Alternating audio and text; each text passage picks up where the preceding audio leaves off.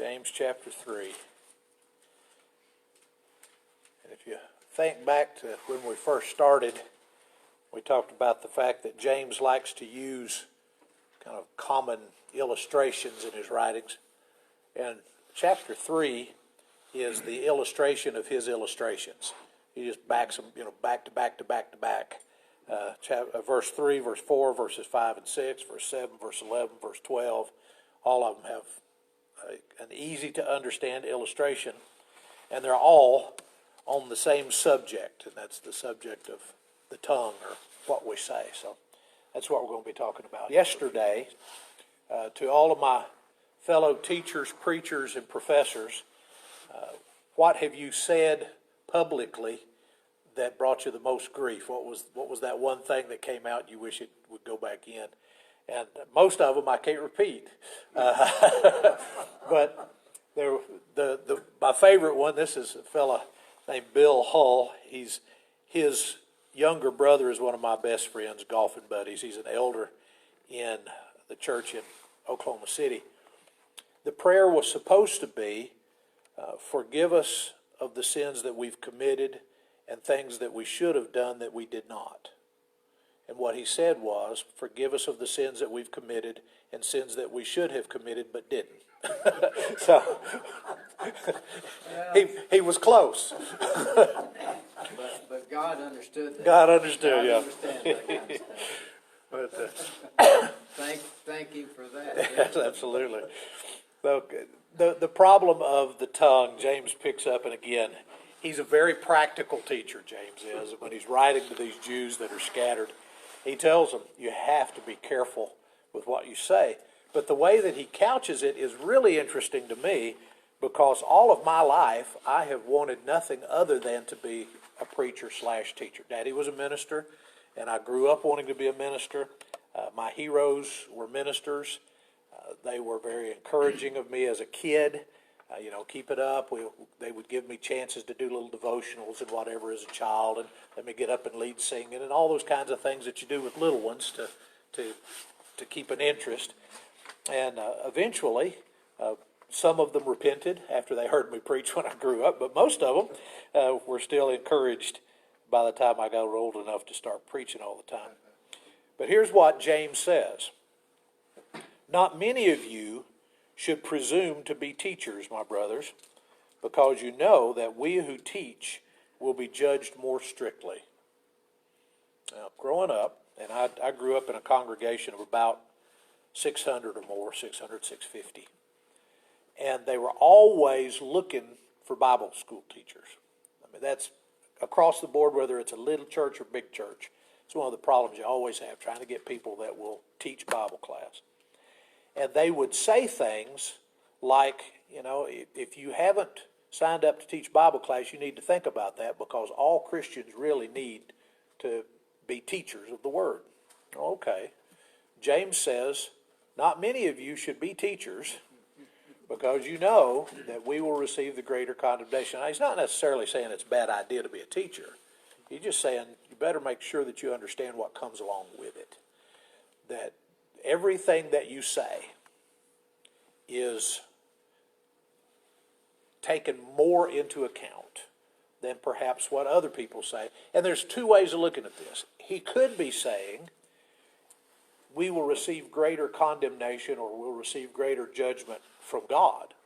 Right? The things that you're saying are of so much importance that if you fumble the ball, if you say something you shouldn't say, if you speak falsely, that you deserve greater condemnation from God. And the other is that, later on he says, we offend a lot of people in a lot of ways with what we say. So he may be talking about other human beings that are judging us more severely because we take it upon ourselves to be teachers.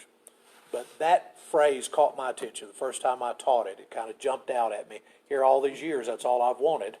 And James says, well, maybe you want to think twice before you decide that you want to be a teacher. And not just Christian teachers, although that's what he's talking about, but school teachers, professors, people that take on themselves to, even in corporations, to be the spokesperson to to train people. Other folks look at you like you're supposed to know what you're talking about. And if you fumble it, then there is more condemnation waiting on you. All right, verse 2. We all stumble in many ways. If anyone is able, or if anyone is never at fault in what he says, he is a perfect man, able to keep his whole body in check. So for James, the litmus test of whether you are able to control yourself is the mouth. Not necessarily what you're doing in other ways, but what you're saying gives you away. If you think you're really in charge of yourself, if you've got yourself under control, what do you say? And I hate to be too hypercritical of mass communication these days, but social media, people just liable to say anything. And that anonymity, I mean, your name's on it, but you're not sitting face to face with the person you're talking to. So you can say just almost anything you want to say, and people might respond to you negatively, but you can always just unfriend them. You just get rid of that voice that doesn't like you. It has gotten to the place where Facebook and Instagram and Twitter are just little battlegrounds where people can say whatever they want to say. And the question is there anybody out there that can just not say something? That can just hold their tongue or, hold their typing finger and think it, but not say it? So I'll throw that question at you. How many of you do social media, Facebook or those kind of things? Is it just us? 3 of us? I try, if I can't be positive, I try not to, if I can't like something or encourage, I try not to say anything, because I get in trouble every time. Every time, yeah. Every time. Even if you say something fairly positive, if somebody disagrees with it, they might still pounce you.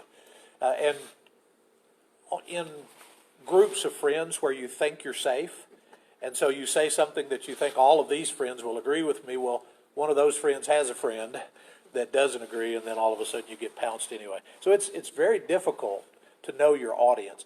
When I'm standing in the pulpit, it's fairly easy for me because I'm guessing about 98% already believe what I'm about to tell them.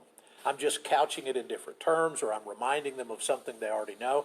And it's very seldom that anybody comes up after a sermon and says, okay, what you said was wrong. And if we get into some kind of altercation after a sermon, because you know who you're talking to. But on social media, you don't always know who it is that's out there listening in. But if you're able to control what you say, then you're able to control everything else. Right? You can keep your body in check if you can keep your mouth in check. And again, sometimes yes, sometimes no. Sometimes we think about it and we go, I shouldn't say it, and then we just go ahead and say it anyway, and it comes back to be harmful. Maybe even not to us, but we see that we harm someone else in the process of asserting our right to speak. All right, now we start looking at some of these illustrations. And again, he's already made his point. All right, the point is, not many of you should be teachers because you'll receive a greater condemnation. It's difficult to control what we say, right? So he's already made his point. Now he's going to start illustrating the point. There was a preacher at the turn of the 19th century, and I wish I could think of his name right now, but his famous quote was, the sermon is the house, and the illustrations are the windows that let light into the house. So here's James letting light into the house. When we put bits into the mouths of horses to make them obey us, we can turn the whole animal. So example number 1 is very common, very understandable. We put bits in the horse's mouth and we can turn them. If you're preaching to the rodeo club, this one will preach. Right? They're immediately going to understand that. They do it every day. They've learned to make a very large animal do what they want that large animal to do. Have you ever seen the Clydesdales up close and impersonal?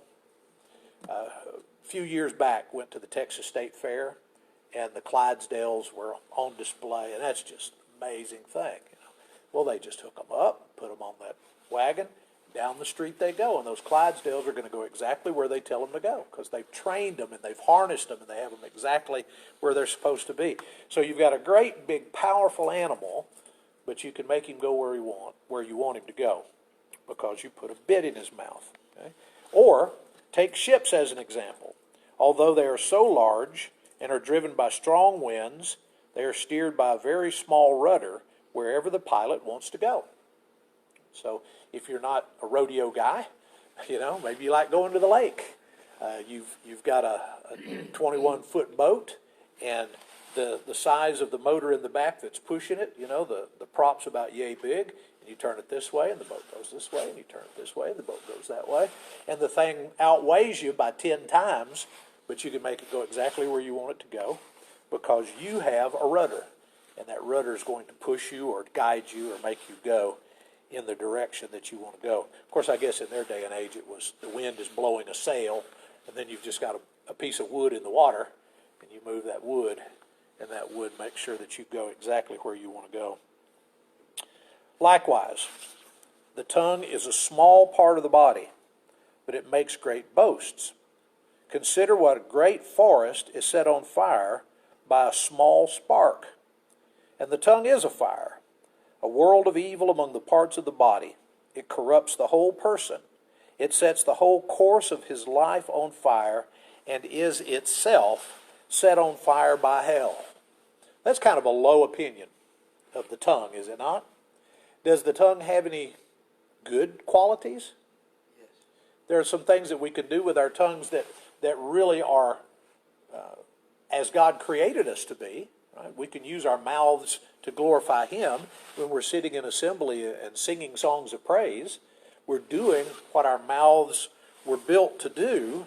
However, by and large, the question of using our mouths for evil, the tongue itself is set on fire by hell, is a pretty strong statement. So James is trying his best to get them to pay attention to the problem of the tongue. How are the fires in California? Anybody heard any reports on that? Still going, I think. Still going? Real horrible. Yeah. They have had so many for so long. It's almost, the news cycle almost leaves it behind now because it's just been so bad for so long.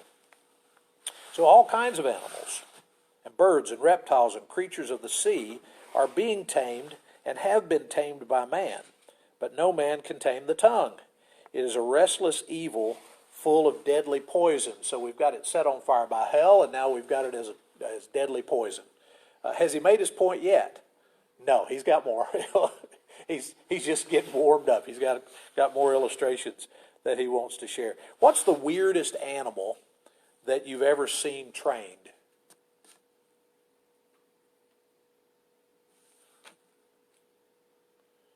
I think probably a walrus was the oddest thing at SeaWorld. They could make them roll over and clap and or on key and give kisses and all those kinds of things. Killer sharks and Shamu, the killer whale, would go and do tricks. And it's amazing how we can train animals to do what we want them to do. How do they train them to do what they want them to do? They reward them, right? So if we could find a way to get joy and pleasure out of using our mouths for good things, instead of some kind of joy or pleasure from using our mouth for evil things, we wouldn't reinforce the mean things that we have to say. And sometimes our parents try to work it out of us when we're kids. We'll say something ugly. My mother, she didn't have any soap, so she used Head and Shoulders shampoo. So she washed my mouth out with Head and Shoulders shampoo one time for talking ugly. That got my attention. I can almost taste it right now, I can imagine. Yeah, and you didn't, at least not in front of her, you didn't want to do it again. If everyone around us held us to account for our meanness when we spoke evil, if everyone around us said, I'm not going to let you talk like that. I'm not going to allow you to go on bad-mouthing. I'm not going to allow you to go on using your mouth for evil purposes. it would make a big difference. The problem right now in our society, that's what's getting applauded. The louder your mouth of saying evil things, the more the media is applauding it, putting it on TV. So we've got all kinds of folks. We've been over 100 days in Portland of people just seeing how obnoxious they can be to try to get their point across. And fine, freedom of speech, you want to get your point across, I'm all for that. But the hatred and the foul language, just the demeanor is what's causing the impasse. And But aren't they saying that's all peaceful stuff? well, I read a statistic today that said 93% was peaceful. Well, okay, but the 7%'s awful loud. I think there's more than 7%. That's what I'm wondering myself. That's what I'm wondering if that's I'm but sorry. numbers are numbers, right? You can come up with anything you want to say and just throw a number on it. And how do you know the difference whether it's 93 or 23 or 53? It's just a number. It's probably not a scientific poll going on. But the tongue itself is set on fire by hell. The tongue is a restless evil full of deadly poison. And then he gets down to, what we've been talking about. With the tongue we praise our Lord and Father, and with it we curse men who have been made in God's likeness. Out of the same mouth come praise and cursing. My brothers, this should not be. Can a freshwater source give salt water? Can both fresh water and salt water flow from the same spring? My brothers, can a fig tree bear olives, or a grapevine bear figs? Neither can a salt spring produce fresh water. So I counted them up, and just in general, you've got bits in the horses' mouths back in verse 3. You got the ship's rudders in verse 4, forest fires and set on fire by hell in 5 and 6, training the animals in verse 7, fresh water and salt water in verse 11, and then, what kind of fruit do you expect? If somebody is spewing hatred, do you expect them to be a lover of God? All of a sudden, after all the hatred, then they want to convince you that they're trying to live a Christ-like life. It's hard to break through what they've said to get to who they're claiming to be. Well, if you go back to verse 1, James says, that's why not many of you should decide that you're teachers. Because when you put yourself out there and you profess to be Christians, and then the hatred comes spewing out of your mouth, then people have to make a choice. They have to say, well, either A, this person's not a representative of true Christianity, or B, true Christianity is horrible. I don't want to have anything to do with it. So we praise God, and then we turn around and curse mankind.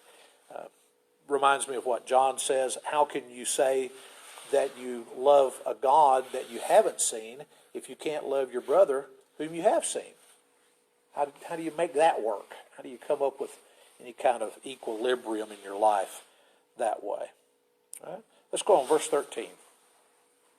Who is wise and understanding among you? Let him show it by his good life, by deeds done in the humility that comes from wisdom. Another thing that I admire, not just clean talking and good conversation, but humility. I really appreciate that in teachers, in preachers, in professors. People that are full of information, but still accessible. Folks that don't look at themselves as being, kind of separate and above the rest of the crowd, but being part of, having maybe a special place, but not a place that's separated or not involved with everybody else.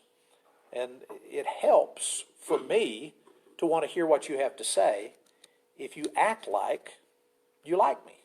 If you act like you think that I've got some sense. I've had one or two professors down through the years that, day one, they made you wonder if you were going to make it to the end of the class. I had one that told us day one, After the midterm, half of you won't be here. It seemed like it just suited him just fine. Learned later he was a very godly, he was a good man. I was one of those who was not there after the midterm. I had to take him twice. But, the more I got to know him and know of his work, he was a great scholar, tremendous mind.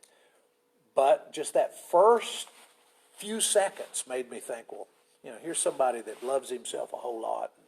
Not sure whether we're ever going to learn to get along.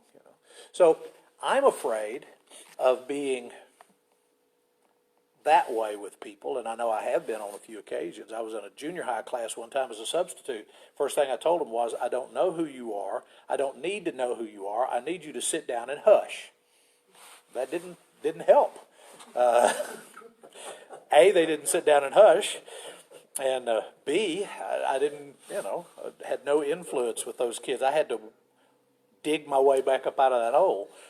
But yeah, if you show humility, good deeds, good life, from the humility that comes from wisdom, that's the one who has some understanding. Right? But if you harbor bitter envy and selfish ambition in your hearts, then don't boast about it or deny the truth. Such wisdom does not come down from heaven. It is earthly, unspiritual, of the devil. For where you have envy and selfish ambition, there you find disorder and every evil practice. When we get into chapter 4, Lord willing, next week, he'll talk about the idea of what causes problems, what causes fights. Right?